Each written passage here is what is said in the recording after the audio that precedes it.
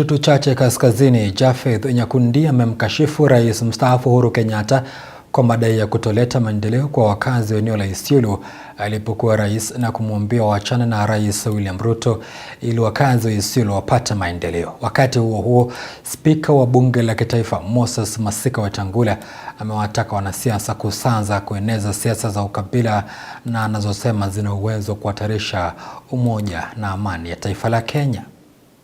Mimi nilishangaa sana wakati niliona sisi kama UDA wazee wametuletea, na tulikaa na wazee na NU na viongozi wenu wote, wakasema ya kwamba wametupatia yule kijana anaitwa Tupi, Mohamed Tupi.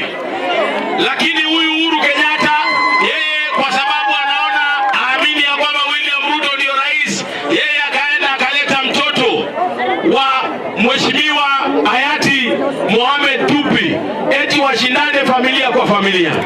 Sisi tunataka tuambie Mheshimiwa Uhuru Kenyatta, wewe heshimu familia ya Mohamed Tupi. Uhuru Kenyatta tunataka tumwambie, wewe Uhuru Kenyatta, wakati tulikuhitaji uletee watu wa Isiolo barabara, wewe ulishindwa.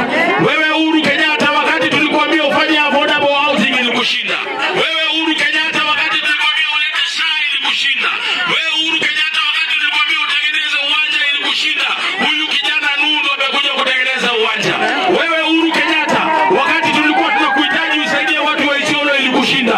Wewe Uhuru Kenyatta, wachana na watu wa Isiolo, wachague yule mbunge ambaye wanataka. Wachana na William Ruto afanyie watu wa Jamhuri ya Kenya kazi. Uhuru Kenyatta, achane na sisi ama asiachane na sisi. Kila mwanasiasa na msihi akumbuke tuna nchi ya kulinda. Tuna nchi ya kulinda amani, kulinda usalama wa wananchi wetu.